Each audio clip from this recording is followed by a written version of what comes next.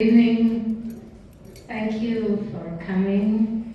I want to welcome you on behalf of the Jewish Community Center Federation of Augusta, Cathedral this time, JCCFA, and the Augusta Jewish Museum, co-sponsoring this program.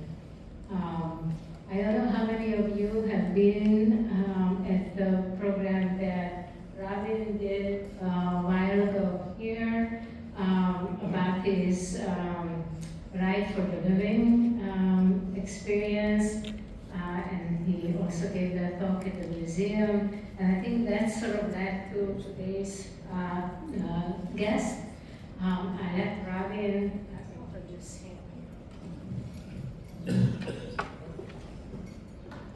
Well, thank you, Judy, and thanks to the Augusta Jewish Museum and the JCCFA and CCI and Kendra Dan who opened the sanctuary for us, so thank you very much. Happy to be here. As the past 3 years, many of you know I've been participating in Ride for the Living from Auschwitz to Krakow, and that's where I met Jonathan. I actually supported Michelle Bannon and Rich Weissman, who many of you know, who were writing for a few years before that, who kept telling me. And then I went for myself, and amazing, because in 2001, I went to Krakow. I was actually over in Poland for work at a town called Katowice, and I went to Krakow, and there wasn't that much. There was a klezmer place, and there was a Jewish section, but there really wasn't much going on. It was kind of like, where are the Jews, in this section? People were capitalizing on things, and I saw signs that there were things going on in investment. And anyway, when I went back in 2023 for the first ride I went to, it was amazing. There were so many people and activities, and the JCC was very active, and lots of interns from the U.S. and a lot going on. And in this day and age, we know there's a lot of dark things going on in terms of anti-Semitism, but it's really great when you go to Krakow and there's light. There's things going on, things are getting better. And when we were there, Jonathan made the comment, well, it's safer in Krakow, Poland now for Jews than it is in the U.S. And I was like, wow. And it's true, you walked around, you felt safe. We were wearing our ride shirts with stars on them, and it was great, very vibrant, lots of U.S. expats there living in Krakow. Krakow is a real vibrant city. It's almost like a mini Prague, lots of things going on. So without further ado, and Jonathan said, we already told him about the ride, but there's a lot more to it than the ride. There's so much helping all the Ukrainians and bringing people to their heritage. So without further ado, Jonathan.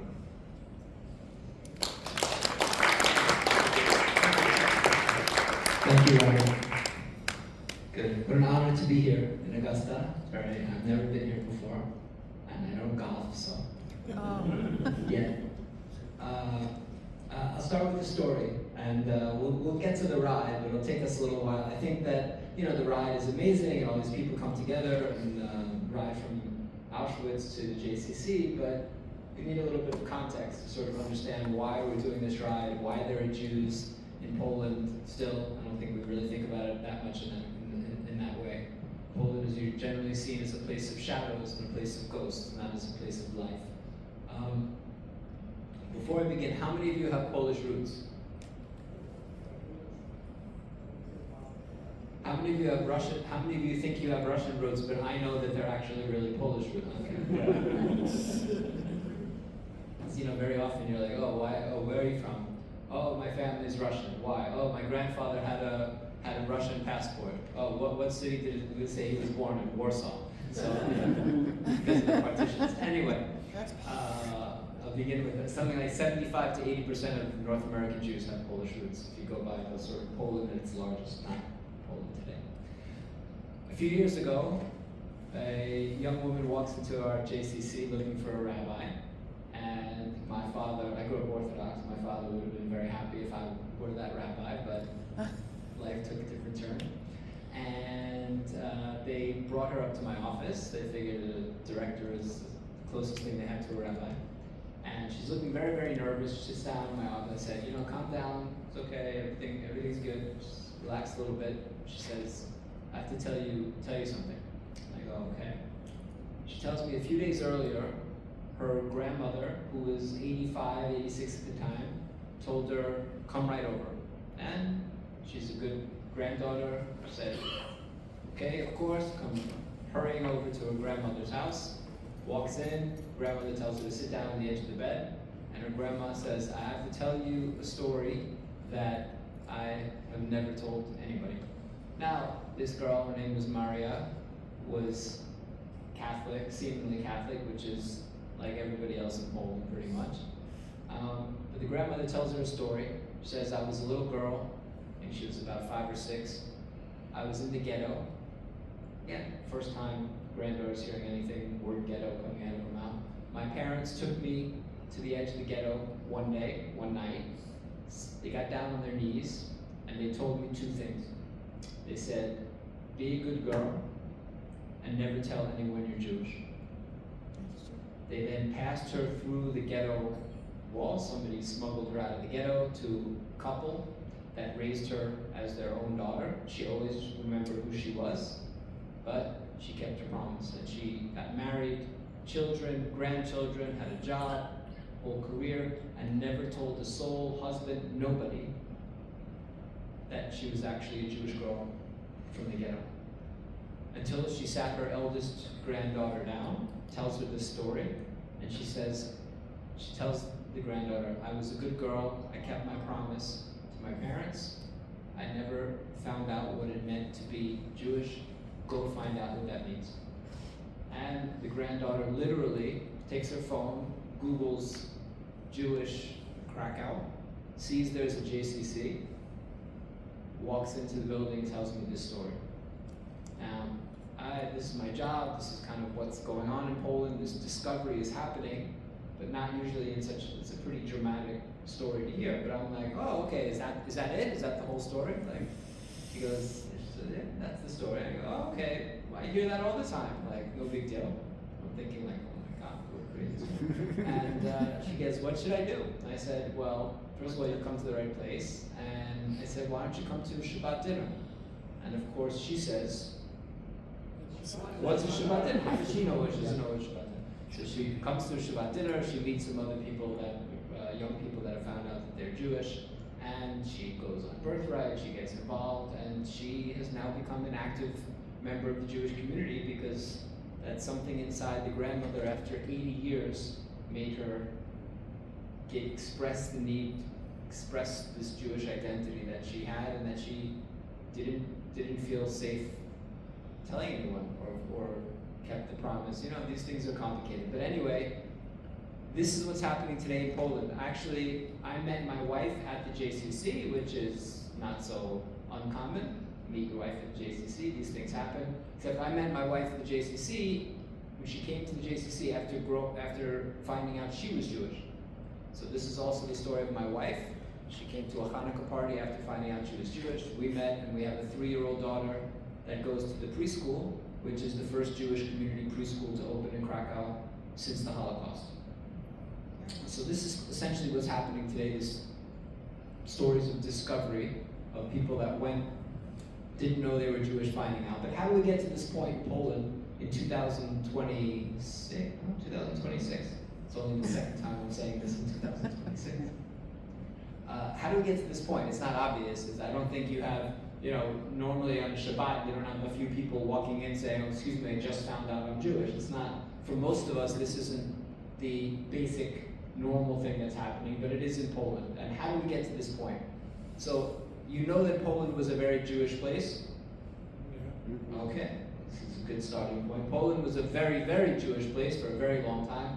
1,000 years of Jewish history in Poland. In the 16th century, 75% of the Jews in the world were living in Poland. Right? 3 out of every 4 Jews on the planet. It's like Israel and half of America was what Poland was for the Jewish people, percentage-wise. By 1939, on the eve of World War II, you had 3.5 million Jews living in Poland, 10% of the population. America today, maybe 1.5%, 2%. Poland, 10% of the population. Warsaw, the capital, was a third Jewish. Krakow, where I live, was a quarter Jewish. In Poland in 1939, 60% of the lawyers and 40% of the doctors were Jewish. Now I tell you this because we often think of Poland, the Jews being very separate, like a fiddler on the roof type situation with the Jews living separate lives from the Poles. But Jews were very much the middle class of the country, and living in the cities, running shops, professions.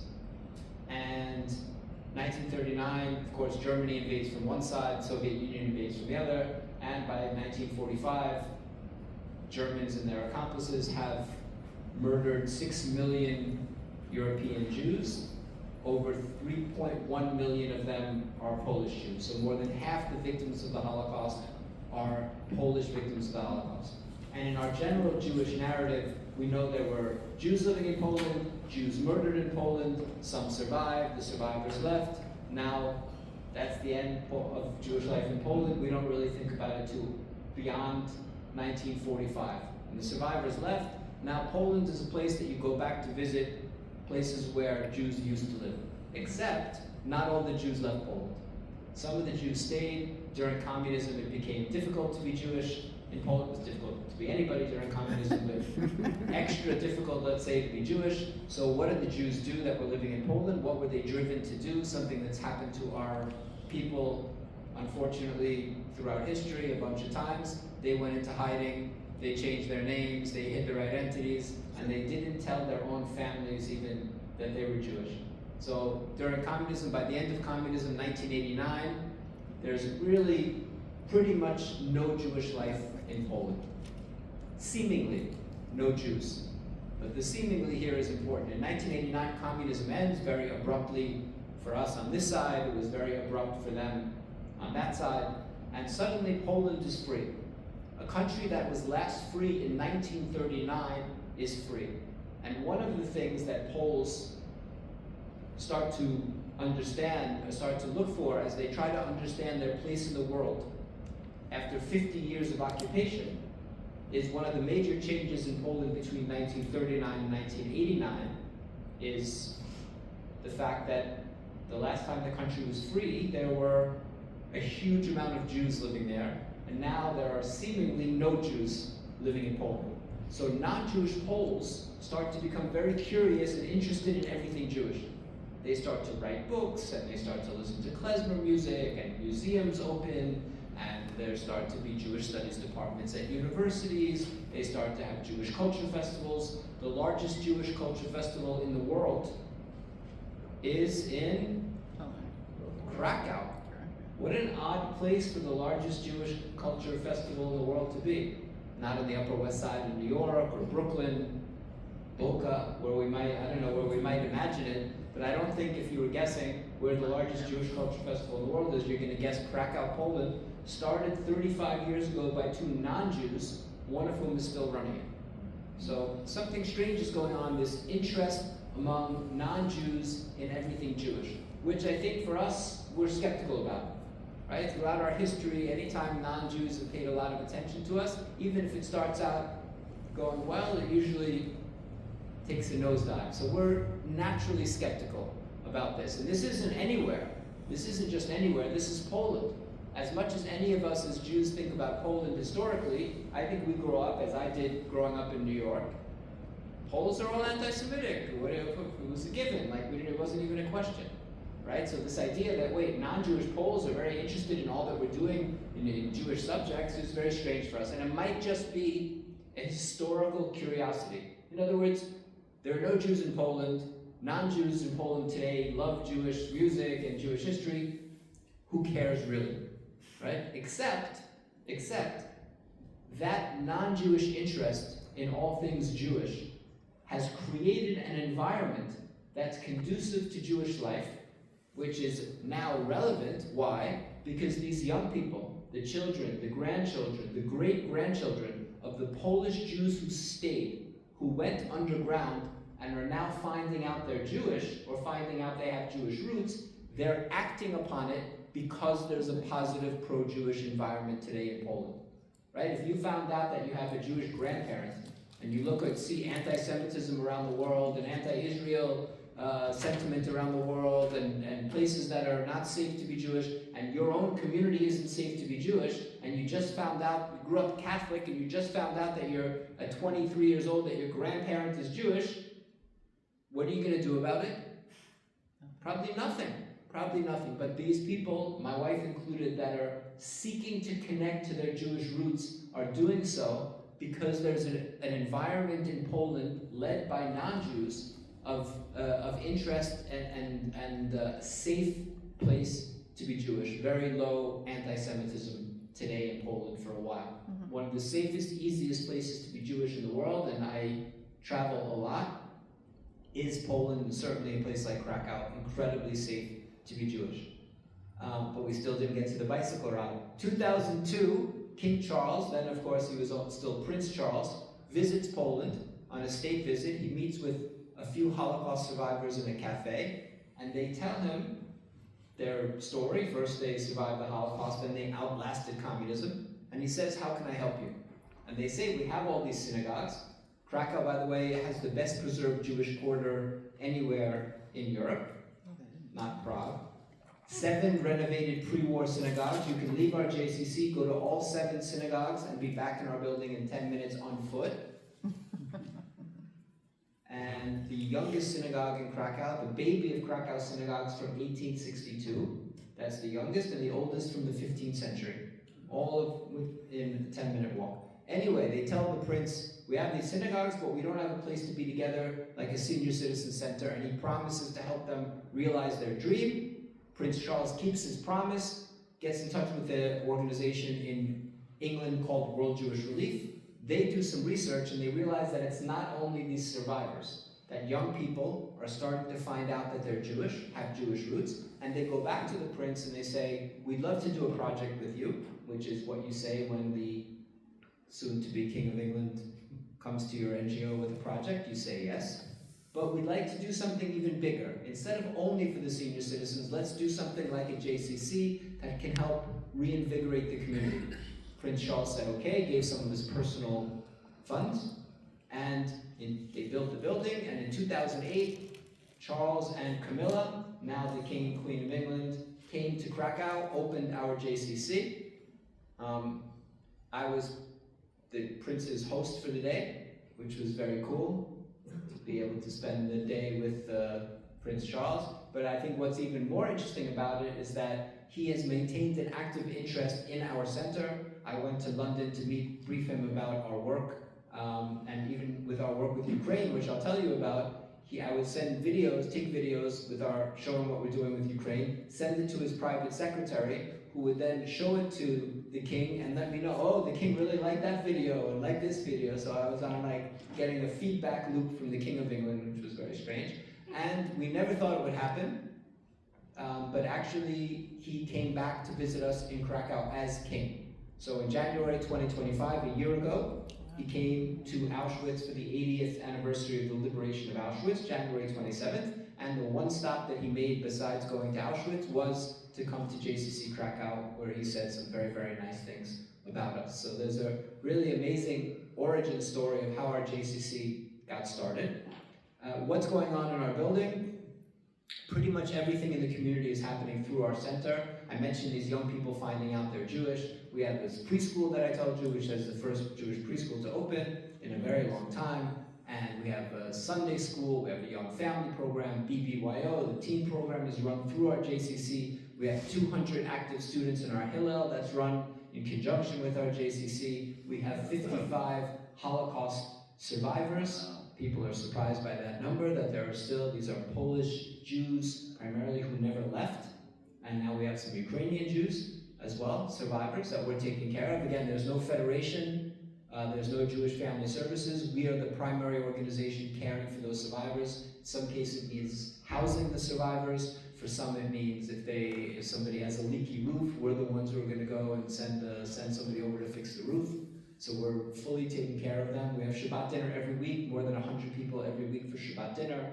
Hebrew classes, Yiddish classes, Arabic classes. We publish a newspaper, we have a genealogist, and we have more than 100,000 visitors a year who come through our JCC. If you Google how many Jews are in Krakow, it says there are 100 Jews in Krakow. We have at this point 1,200 Jewish members, adults, and counting, plus children. So the community is growing, and growing fast. Why does this matter? Well, these young people who are finding out they're Jewish, if you think about it, they are, in my opinion, secondary victims of the Holocaust. The 6 million number that we talk about so much with the Holocaust doesn't tell the whole story. 6 million is Jews murdered, it's not Jews lost. Right? And the Jews that are murdered, we can't go back and save even one.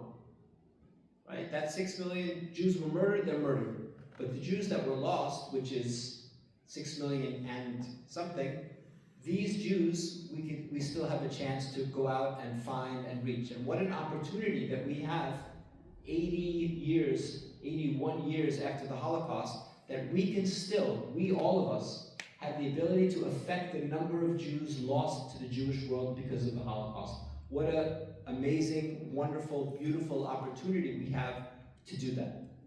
Beyond that, who are these people finding out they're Jewish in Poland? These are the descendants of Holocaust survivors or Holocaust victims. What debt do we owe the victims of the Holocaust? We build museums to tell the story of the Holocaust, we light candles, we say prayers, we teach so it will never happen again to us or anyone else. But if you think about it, if the murdered victims of the Holocaust are in some sense watching us, whether you want to see that as literal or figuratively watching us, what greater thing could we do for the murdered victims of the Holocaust than to find their lost descendants and to bring them back into the fold? And this is exactly what we're doing in Krakow. But beyond that, we talk about you can't get 3 Jews together without talking about anti-Semitism. I think that was true before October 7th, even more true today. What a powerful message it sends. I mean, yes, the easy thing is it sends a message to our enemies, look how strong and resilient the Jews are, they're thriving even next to Auschwitz, right? That's on one level. But I think what's more important than that is the message we tell our young people. We take it as a given that Holocaust education is important. If the job of Holocaust education for Jews, to ourselves, teaches our young people that they're victims, if it increases the idea of Jewish victimhood, then it's something we need to really think about. We need to teach our young people the strength and resilience of the Jewish people. And one of the best ways of doing that is showing them the reborn Jewish community next to Auschwitz. If it can happen there, then it can really happen anywhere. I'm getting to the ride, don't worry. When the war in Ukraine started, we decided that we were going to get involved.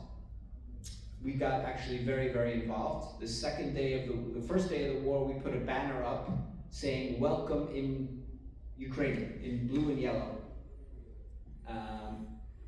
And I made them put it up the first day because I thought the war was going to be over in a few days.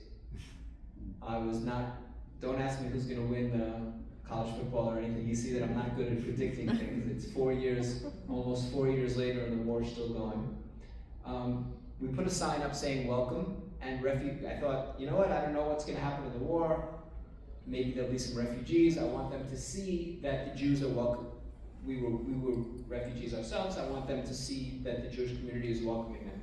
So I put up this banner saying welcome, and refugees started to come, almost all women and children, and they saw the sign and started to come into our building, tell us they needed diapers or baby formula, a sweater, a toothbrush, and we started to run to the shop and buy it for them, and they started to line up, and local Poles started to see what we were doing, and they started to bring us food and clothing, and it started to grow. We started to put it out, their photos and stuff, what we're doing online, social media. People started to send us money, and it grew, and it grew, and it grew, and it grew, and it grew, and we became really overnight a full-scale humanitarian aid organization.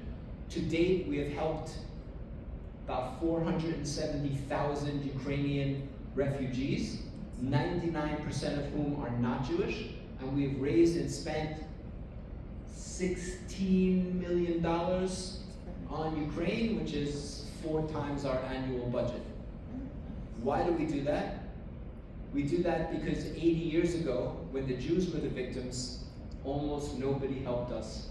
And the reason that 6 million Jews were murdered, the primary reason to me, is because of indifference. And we can say, nobody helped our community, therefore we don't have the responsibility to help others, or we can say, no, we know what that feels like to be forsaken by the world, and that gives us a particular responsibility to try to prevent the suffering of others. And that's why our little JCC has helped more Ukrainian refugees, I think, than any organization of any size in the world, Red Cross or UN or anyone else who is doing this work. And we still have a food pantry that's open 7 days a week, and we're helping 1,200 women and children a week are still getting fed for our JCC. And now we can talk about Ride for the Living. Ride for the Living is how we pay for a lot of this. So our biggest fundraiser of the year, we don't do an annual dinner, because anyone can do an annual dinner, but we do Ride for the Living, which is, as Robin has told you before, about a 60-mile bicycle ride from the darkness of Auschwitz to the light and hope of Krakow and our reborn Jewish community at the JCC. This will be our 11th year. We take care of everything, the bikes, the insurance, jerseys, you get everything, and it's a pretty special ride. I actually do it on a tandem bike with a 96-year-old survivor of 5 camps. There is a 5K walk if you don't ride. You're thinking, oh, I don't have to go and do this. Sounds interesting, but I'm not a cyclist. Well, there's a 5K walk, which is from the camp, and if you've seen Schindler's List, there's the camp Płaszów in Polish, to the JCC is 5K, so we have a 5K walk. We have e-bikes, you can do a little bit of the ride. We have a non-riders program, and it's the end of June, June 24th to June 28th.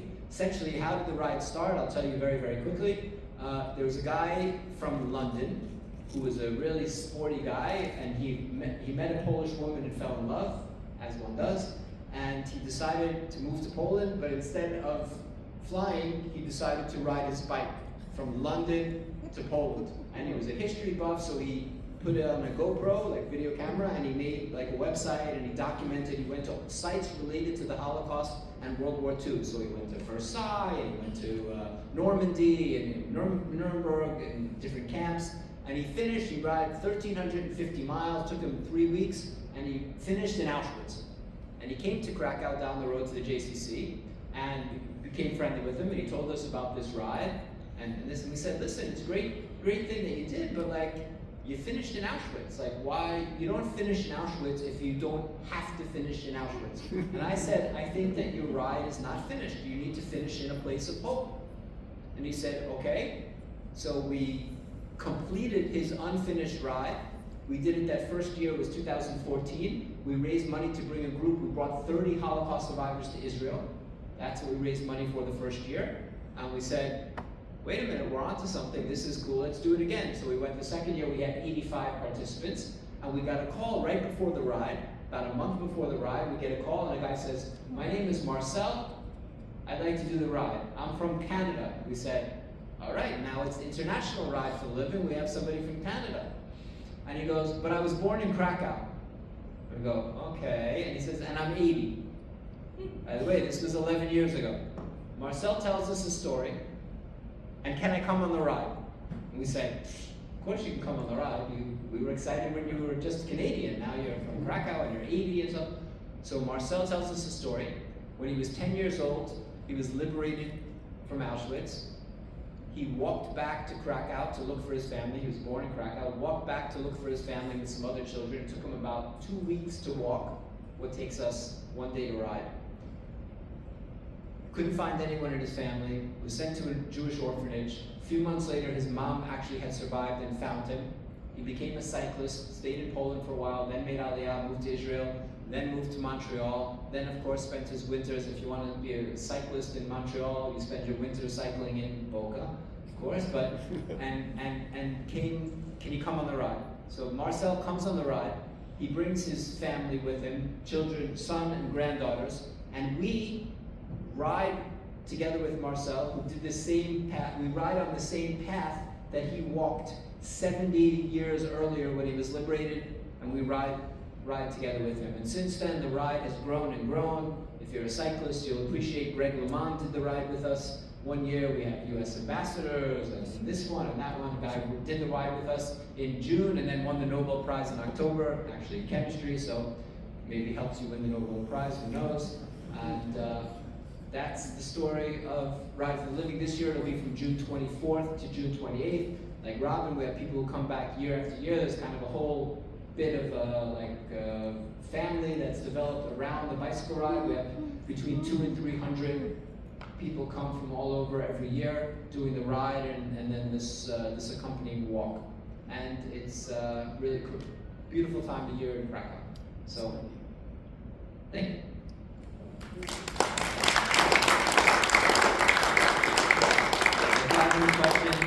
If you have any questions, then please, if it's it's ideal if it's actually a question.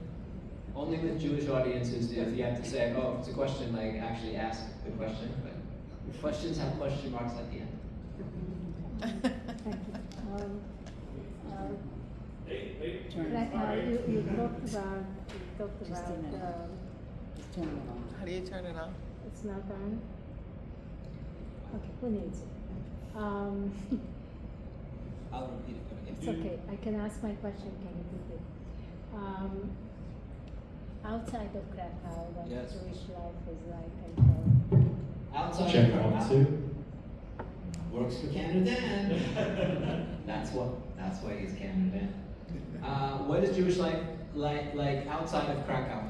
To me, there's Krakow, a shining city on the hill, and the rest of the Jewish world is a barren wasteland looking up toward Krakow. But I accept that that's my subjective view of the world. So that's no.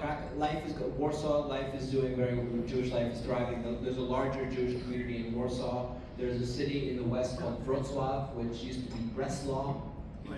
It's German, part of Germany. That's doing okay. There's some smaller, tiny communities around Poland, but primarily Krakow and Warsaw are the leading Jewish communities.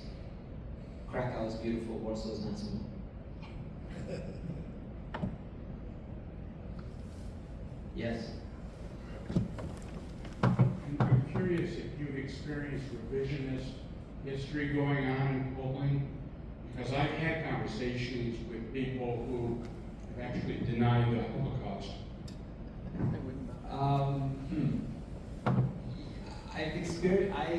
I travel a lot, and to different degrees, I experience revisionist history wherever I go in different contexts.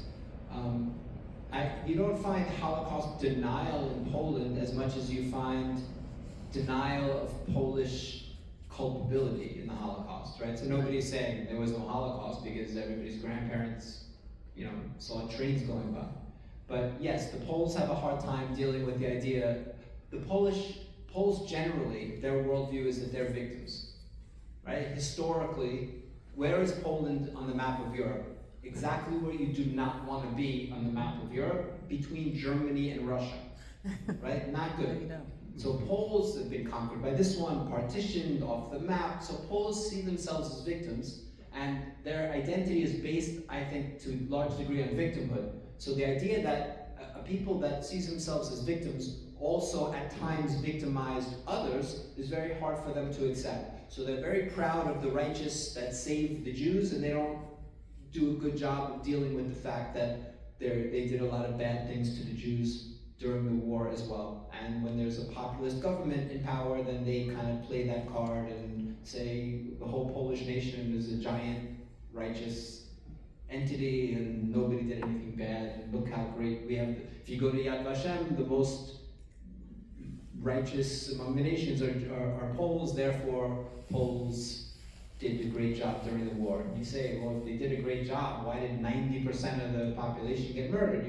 You might have wanted, even if you want to take you at face value and say you really wanted to save Jews, you're not very good at it if 90% of them were murdered. No, to be fair. So it's a little bit silly, that aspect. So yes, there is that aspect, but I don't think it comes as much from a place of anti-Semitism as it does Poles unable to confront a certain aspect of their own identity which challenges their worldview. German Jewish reconciliation is easier, right? It's an easier equation. Germany says, oh yeah, we did it, we went crazy for a while, we're sorry, we give you submarines to Israel and this, and we pay reparations, and we get this. And we can accept it or not accept it, but it's a cleaner transaction. Jews are saying, Poles, you need to accept we're victims. And Poles are like, sure, you might have had it worse, but we had it bad as well, and you need to accept that. And it's complicated. It's complicated. That's true. Poles were, we forget that, World War II, what's the narrative? Forgetting the Holocaust for a second, World War II was Germany invading Poland. And then on September 1st, and on September 17th, the Soviet Union invading Poland from the other side. By the end of the war, Soviet Union, was invaded and then joined us, but the war didn't start out that way, if any of us forgot. And Poland was the victim there. So Poland was the victim. The fact that as they were being victimized, at times they also victimized the Jews, so it gets a little more complicated than it does with Germany and Poland, or Germany and the Jews. Sure. I can speak loud enough. Talk about, if you would, your journey from New York to Krakow. So after I was starting law school, and I went to the first day of orientation, when I thought, I don't think so.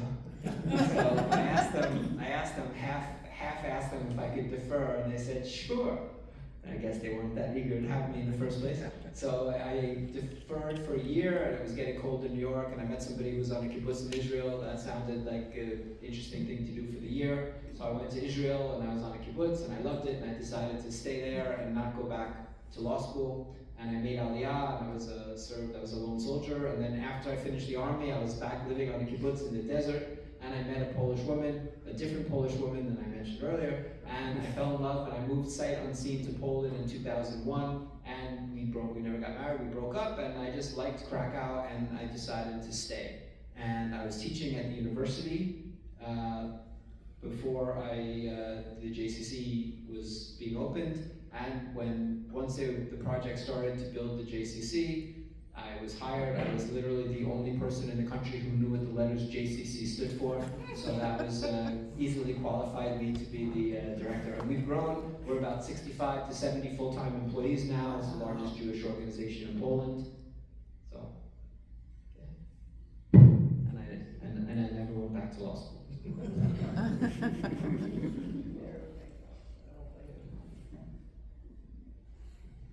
want to mention Bernard and his podcast? Bernard? Yeah, so I mentioned that I do the bicycle ride with a 96, almost 97, he'll be 97 in April, year-old survivor, and he's a fascinating guy. I mentioned he was in 5 camps. He grew up, after the war, he came with 2 of his brothers that also survived, and all 3 of them lived past 90, so some good genes going on there. He lived in Detroit for a while, and then decided 3 years ago to move back to Krakow at age like 93. And he's a fascinating guy. I don't know if any of you are that into podcasts, but if you are, you can go on Spotify or Apple. I did a podcast with him called Me and Bernard, where I do, I think, 15 or so episodes talking all about his life. Wow. Yeah. No, Mike. You can tell us a little bit more about what your JCC does with the Ukrainian refugees. So yeah, there's two elements. One is that we became, now we're doing less than we were at the height, but at a certain point we were housing, feeding, providing daycare, psychological support, job training, and language classes, and transportation. There were schools in Ukraine that we sent bus to the border and got people out, and a full-scale humanitarian aid operation. We were housing over 500 a night at one point, 0 in the building. That means Airbnbs, hotels, apartments, over 500. Amazing. So as now, what we're doing is still the food pantry that's open, again, 7 days a week. When I say 7 days a week, it means Yom Kippur, Christmas, New Year's Day, we never close it. And we're still housing about 14 families in Krakow that are just the neediest families, people that, it's a multiple special need children's couple where 2 people are blind. People, situations like that we're helping, and still some psychological support.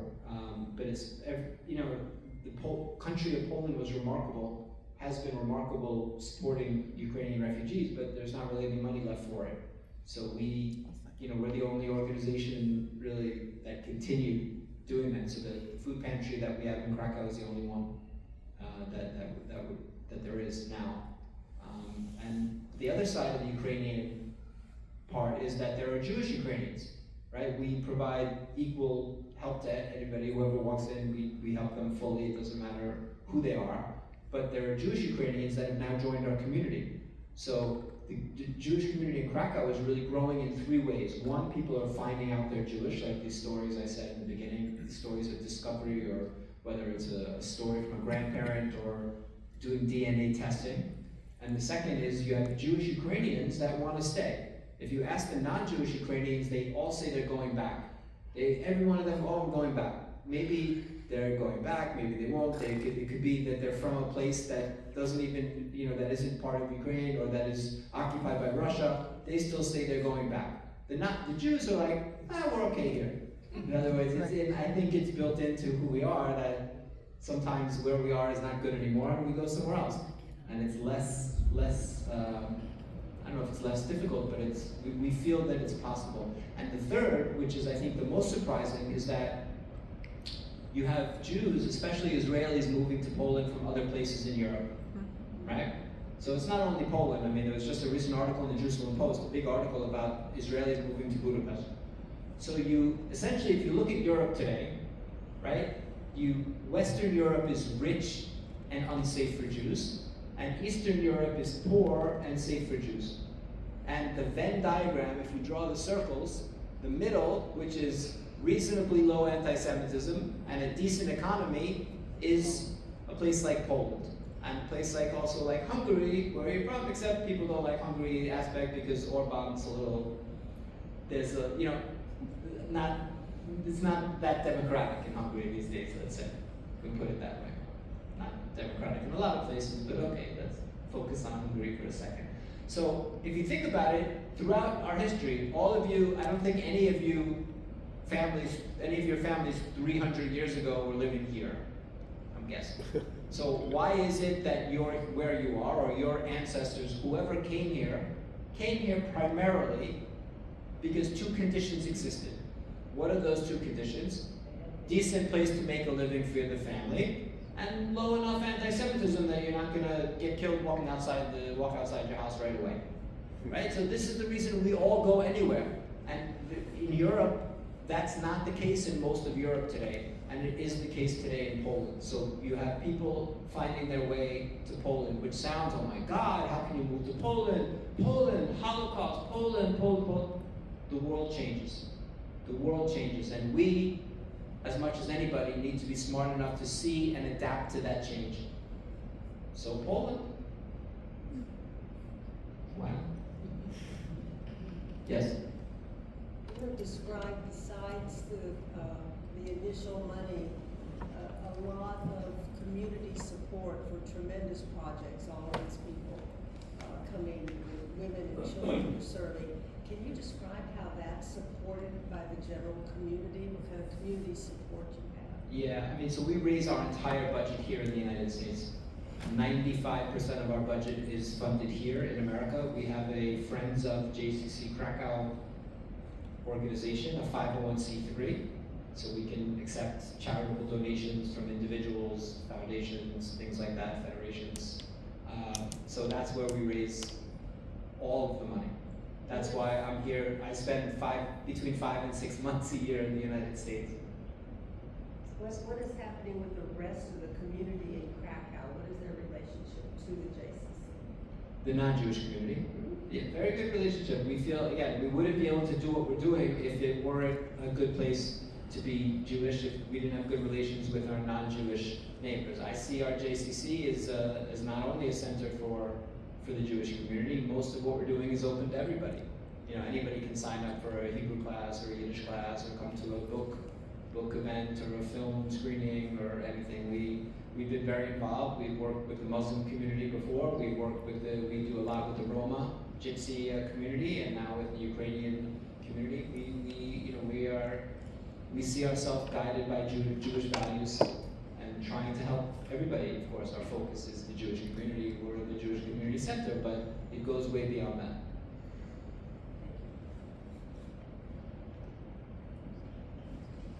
Yeah? How many Americans do you see coming into Poland and Krakow specifically? Americans coming to visit or to live? To live. To live more and more. I mean, it's not a huge amount. You always had more in Warsaw because Warsaw has more business, like the business center of Poland, the political center. If your bank transfers you for a year or two to Poland, it's probably going to be Warsaw. But Krakow has changed. You have a huge amount of back office business stuff going on in Poland. Unemployment in Poland is like 3% or something. It's really a vibrant economy, and Americans, of course, are part of that. Military presence increasing in Poland dramatically, American military presence. You know, a crazy statistic which tells you about the Polish economy, I think, is that, or the path it's on. Again, we're talking about since 1989, but 1989, it was, you know, just communism.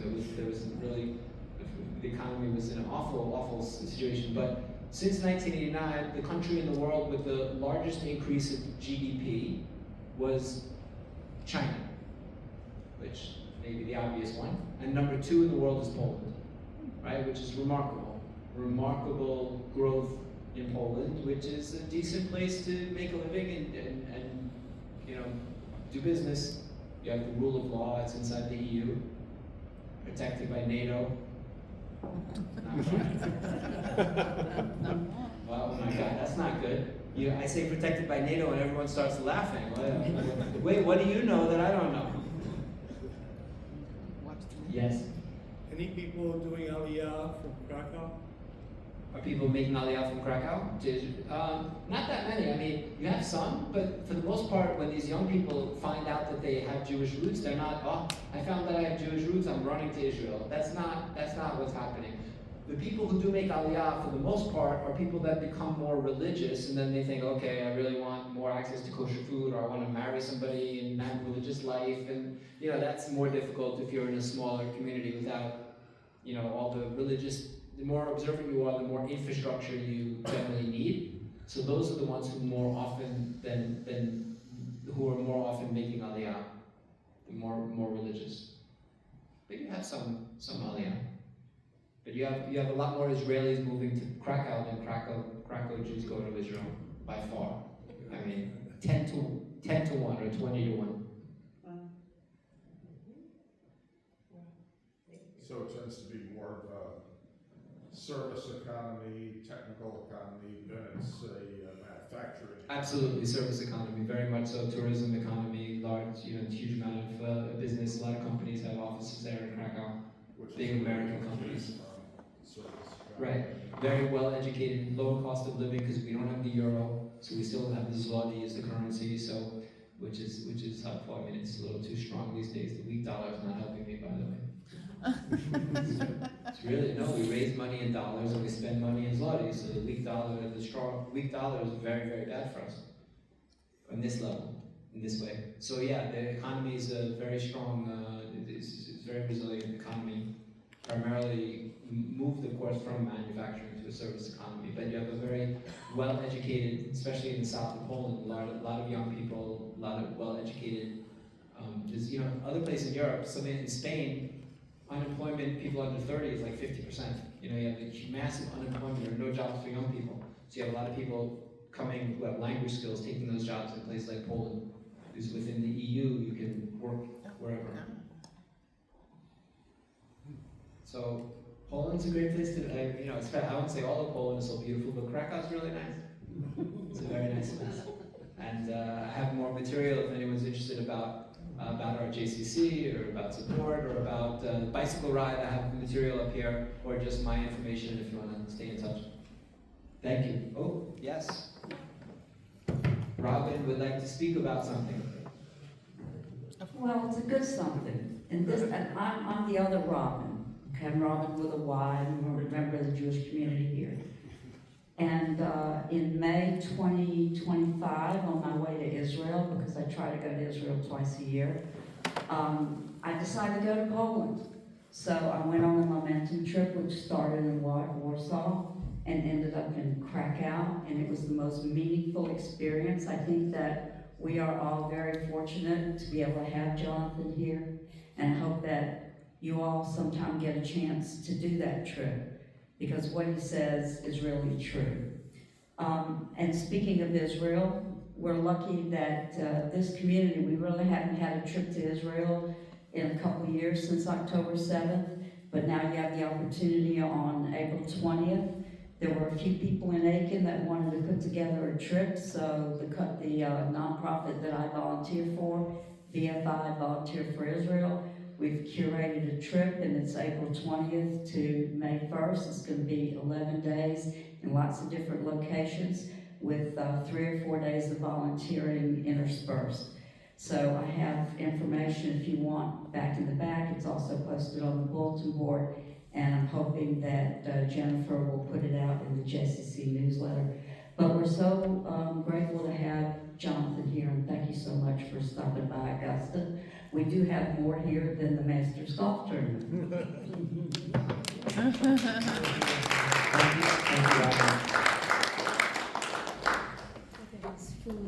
Yes, we have some food and refreshments, so please join us, and Jonathan will be around to talk more as well, and thanks so much. Thanks again, Jonathan.